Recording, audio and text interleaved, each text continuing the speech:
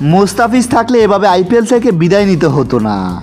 সে যদি একটি ওভারও করতে পারতো তাহলে ম্যাচটি আমরা জিততাম, প্লে অফে খেলতে পারতাম। এবার আইপিএল থেকে বিদায় নিয়ে মুস্তাফিজকে নিয়ে একই বলল রবীন্দ্র জাদেজা। রয়্যাল চ্যালেঞ্জার্স বেঙ্গালুরুর বিপক্ষে ম্যাচ হেরে আইপিএল থেকে বিদায় নিয়েছে চেন্নাই। বেঙ্গালুরু 219 রানের জবাবে 27 রানের বড় ব্যবধানে হেরেছে চেন্নাই। ম্যাচে বোলারদের সংকট ভুগিয়েছে চেন্নাইদের। পেসার না পেয়ে 3 জন স্পিনার খেলিয়েছে চেন্নাই। এদিকে মুস্তাফিজের পরিবর্তে যে বোলারকে খেলিয়েছিল চেন্নাই, সে বোলার 1 ওভারে দিয়েছে 19 রান। মূলত বোলারদের কারণে ম্যাচ হারতে হয়েছে চেন্নাইকে। আর তাই তো আইপিএল থেকে বিদায় নিয়ে মুস্তাফিজকে মনে করেছে রবীন্দ্র জাদেজা। তিনি বলেন, ম্যাচে আমাদের বোলাররা 20 রান বেশি দিয়েছে।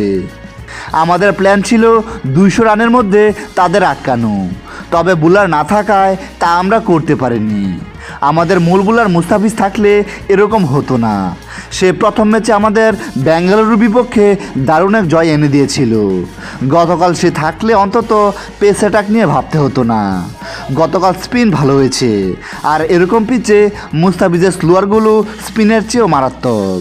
সে যদি একটি ওভার করতে পারতো তাহলে 7 থেকে 8 রান কম হতো, প্লে অফে আমরা কোয়ালিফাই করতে পারতাম। মুস্তাফিজ যে কতটা মূল্যবান ছিল তা হারে হারে টের পেয়েছি গতকাল। সে থাকলে ফাইনাল পর্যন্ত স্বপ্ন দেখতে পারতাম আমরা।